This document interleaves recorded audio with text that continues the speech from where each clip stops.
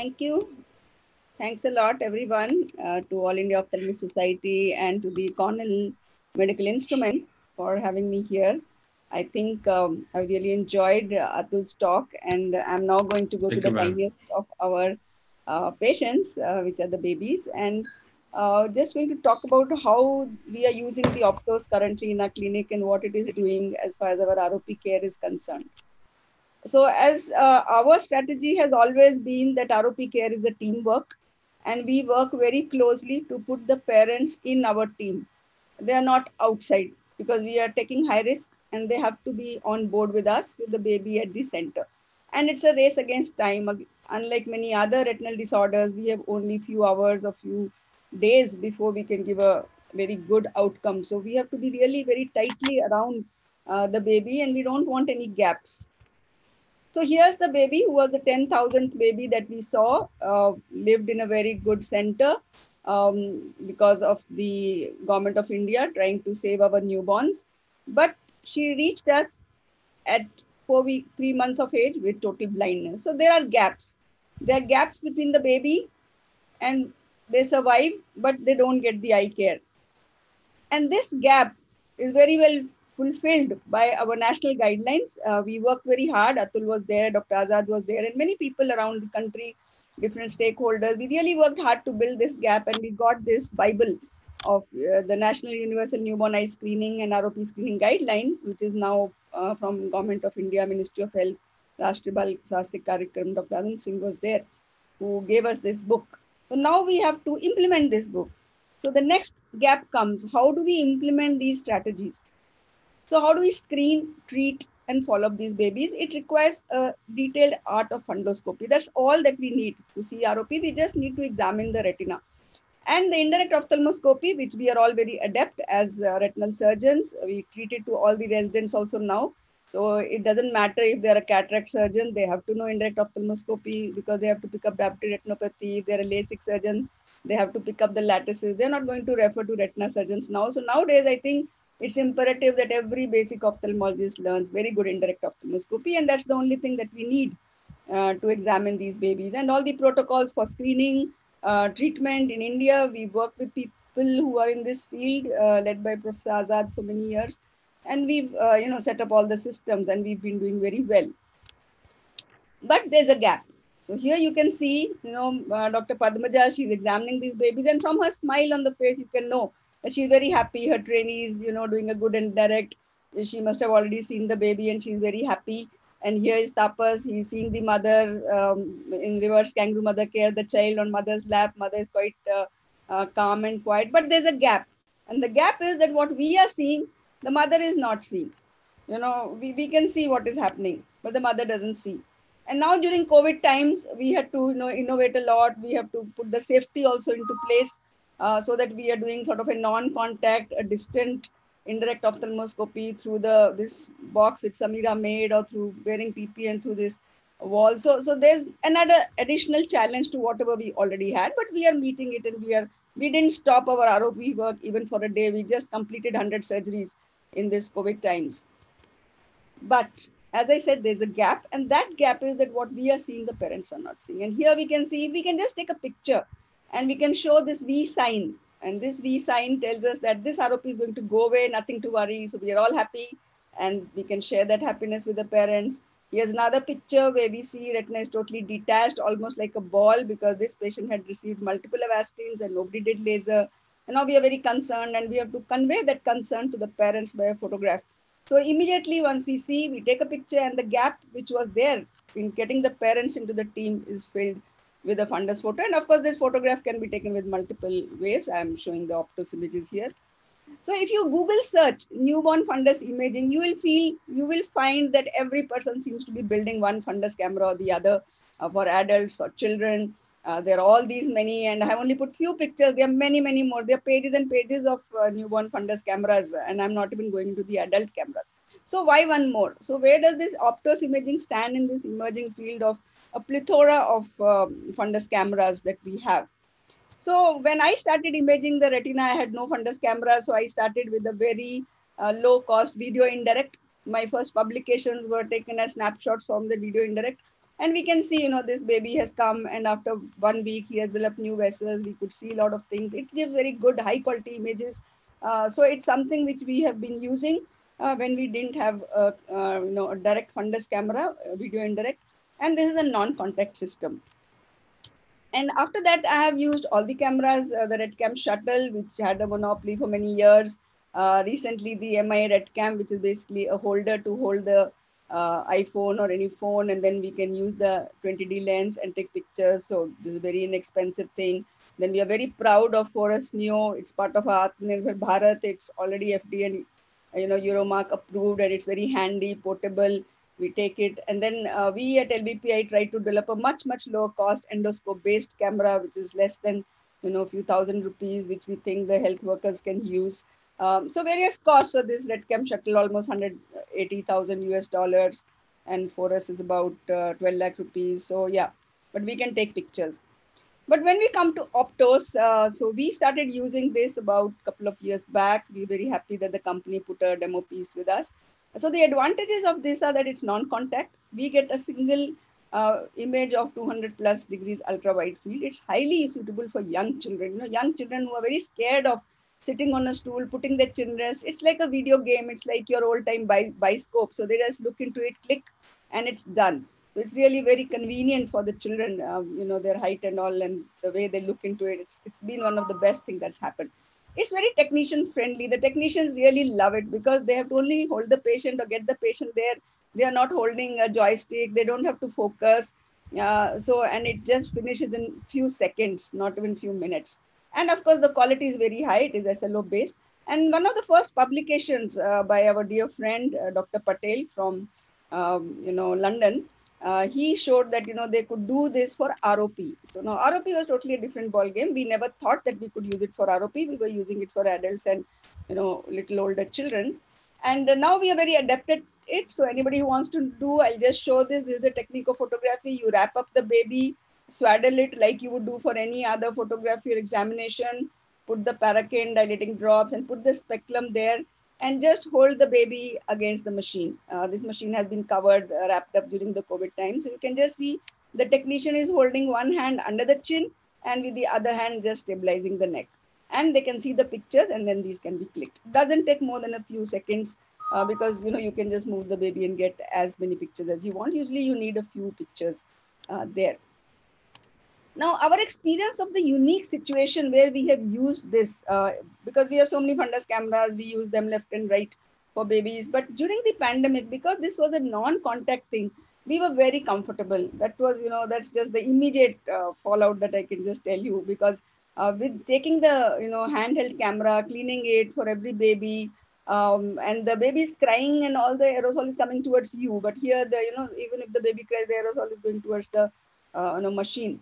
So, this was a non-contact method. Then the post-operative cases, whenever we give an injection, we are very uncomfortable putting a contact lens on the eye on first post-op day or third post-op day after surgery. So post-operations, like, you want to image it, you feel very comfortable doing it in a non-contact thing. Then, as I said, it's a single image. We don't have to take multiple images, because if you take multiple images, then each image should be well focused and they should overlap, and then you have to make a collage.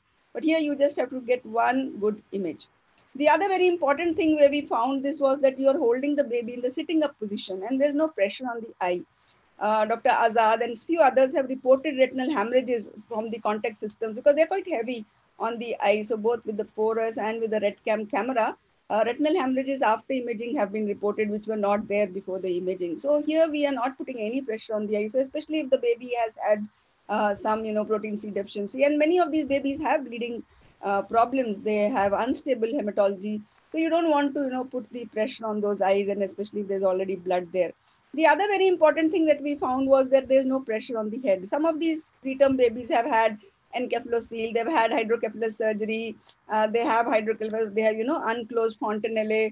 Sometimes they had, abscess in the neck, which was removed. So the parents are very skeptical if we make the baby lie down, and they ask 100 times, like, are you going to hold the head? How are you going to hold it? But when we do it in the sitting position, in those particular neurosurgical babies, we and the parents felt very comfortable. Now, coming to some of the pictures, I think the dynamic spectrum of ROP is very well captured.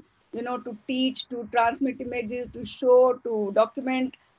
Just one single photo and you get it. You can see the ridge. It gives you that three-dimensional effect. You can see that there's no plus. Okay, this baby can be followed. You can teach the students, what is a double ridge. This is the old ridge with the white centered hemorrhage. There's no plus. The same baby after 2 weeks. And there's a new ridge, which is a white ridge. So you can see both the ridges. And this is now you're safe. It's not going to worsen. You can see the hybrid ROP. You can see each of these loops that there's avascular retina, and if you treat it with laser, then you have to go right up to these areas. So you can demarcate where do you need to do laser to your residents, fellows. You can yourself know what you have to do. So the picture comes very fast and very quick in the clinic. You are in the clinic, you've seen one baby, send it for photo. By the time you see the second one, the baby comes back with the photo. And as I said, the V sign, it's very beautifully seen. It tells us that we are nearly out of danger. We're very happy. If we see a detachment like this, 4B, almost the whole retina has been blasted with anti-VEGF, then it's a very serious situation. And all these can be conveyed to the team, to the trainees, to the parents. So that is one thing, to document and to diagnose. Now, second thing is the follow-up, frequent follow-up. So here we have a very severe APROP. We give an injection, and then we see it on the third day or fourth day. So there's the phase of rapid quietening. You can see everything is gone, and the eye looks very quiet. But that's not enough. You know that anti-VEGF, they can cause repeated recurrences, and so you need to follow them every week. And every week you have to sit down and draw the diagrams. But if you just take a picture, then you can just see what's happening. So the same baby you can see after 11 weeks. Now we see these radial branching patterns. They're shunt vessels. So this is normal what happens to these vessels after anti-VEGF. And then you see that by a few weeks, 3-4 weeks, the disease regresses, those shunts also go away, and you are left with sort of an immature retina, and there's no ROP. And this is the time when we should not be complacent, because it can come back with a bang. Because if somebody sees at this time, they might think that there's no ROP and everything is fine. Always ask the history, that was an injection given. When you see something which looks very silent, it's just the lull before the storm. And you can see here after a few weeks, this is after 2 months post-Avastin, the ridge has come back, but it's a very tiny ridge. There's no plus, so we can watch, and this is self-limiting. So the serial follow-ups, you can just see what is happening to the retina. This was very important for us because we didn't have experience of anti-VEGF, and anti-VEGF treated eyes are totally different from laser eyes. So it took us a lot of experience to learn how to look at these eyes, what is the eyes which you have to treat, what you don't have to treat. So I think serial photographs on the opto single images really helped us to learn this course. Then of course the skip lesion. So here's the patient who has come back with a recurrence, and you can see the recurrence of after anti-VEGF can be very subtle. They don't look like the recurrence after laser. And we have added laser. So the fellow has gone ahead and lasered. Now called him back and showing him, look, you had to laser this area. You did not laser this area. This area you have left a gap. There's a tortuous vessel here. You have to go posterior to this. So, all the skip areas and training and treating and actually seeing whether we've really completed in a single photo, because otherwise you have to depress yourself, then your fellow has to depress, then another resident has to depress, and see what are you trying to teach. But here everybody can have a single photo and everybody can learn and do those things on this. So it's not that Optos is the only camera. Yes, we've been using RedCam for years. Before, it gives very good images. This is the images of immature retina. But we have to take multiple images. Now I've taken these multiple images, and now to make a collage, I have to make some effort. So Atul is very resourceful. I hate to do these things. I hate to make these collages. So I just put this picture like that. ठीक है यार, public समझ जाएगी कि this is a collage. This is the lower part of retina of this. Now somebody has to go and make that collage. This is our endoscope camera picture. This is a very low cost nasal endoscope which we use. Again, it gives quite a good picture to show the basic, abnormality, what's happening. As I said, yeah, when my fellows are nice to me, they make these collages for me because they know I'm very lazy in making these. So yeah, so we have to, get these images together and make a collage on the RedCam or the Forus. So Forus also gives pretty good images.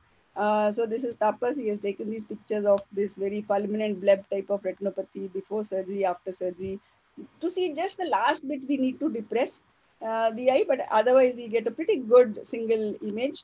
And sometimes we do a collage if we want to see, as I said, some periphery. But we get pretty good images again. But it is a contact system, and it takes little time to learn because the view is not like direct. It's a very global type of view. It's a very rounded view. So the lens is not like a straight lens as in other picture. So it takes little time for us to learn how to move the camera, because the moment we move the camera, the picture runs away. So there's a learning curve to stabilize and take the pictures. And once we do that, then we get very good pictures. Now coming to here, you can see that, not only do we see the vessels, but we can see even in between the vessels, the retinal structure. We don't need to do an FFA to know that, these are the avascular pockets here and there's an exudative detachment. So before and after, we can see these eyes and make out what is happening. Now, this is a newborn who came to us 37 weeks on oxygen 1900 grams. So this is a little too older and bigger for a ROP and was referred as ROP. But, just taking a picture, I could teach the students, there's a wreath of hard exudates.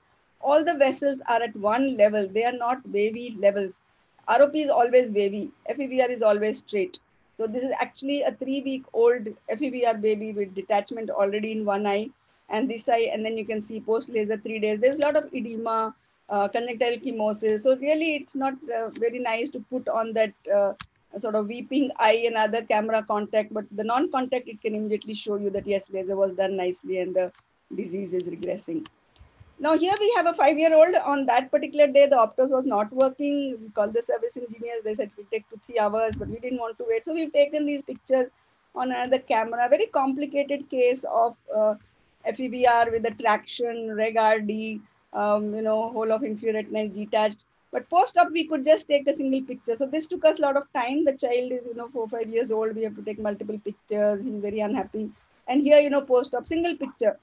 We could just do this new surgery, which I have been trying, the scleral imbrication procedure for combined RD. Normally, we would have done vitrectomy, but here we have put a buccal with scleral imbrication. Everything went off well, and the photograph has come out very beautiful.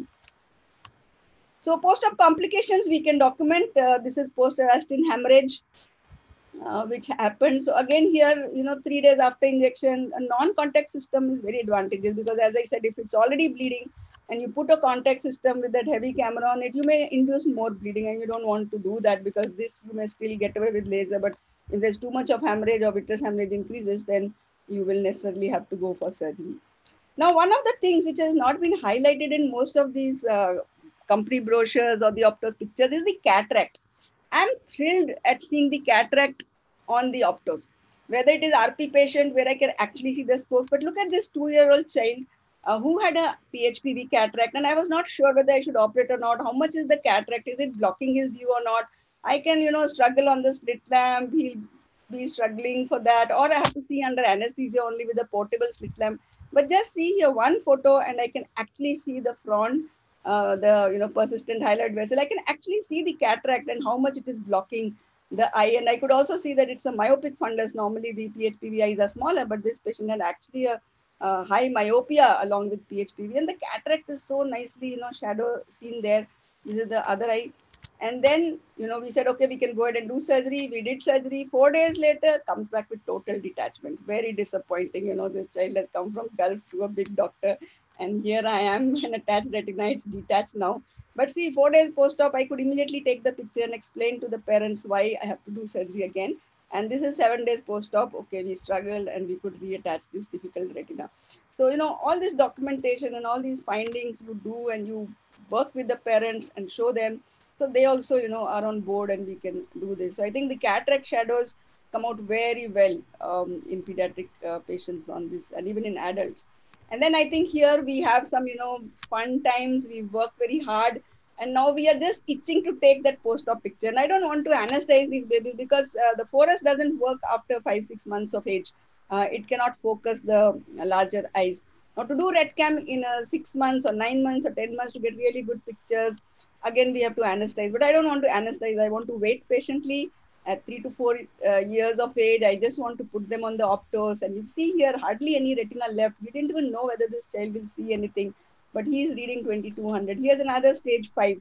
The whole retina has opened up, and you can see the stereopsis effect. You can see which part of retina has gone back, which part is still elevated. So you get this very nice effect. The only disadvantage is because of the eyelashes. If there are lesions at 12 and 6 o'clock position, then those peripheral lesions are not easily visible.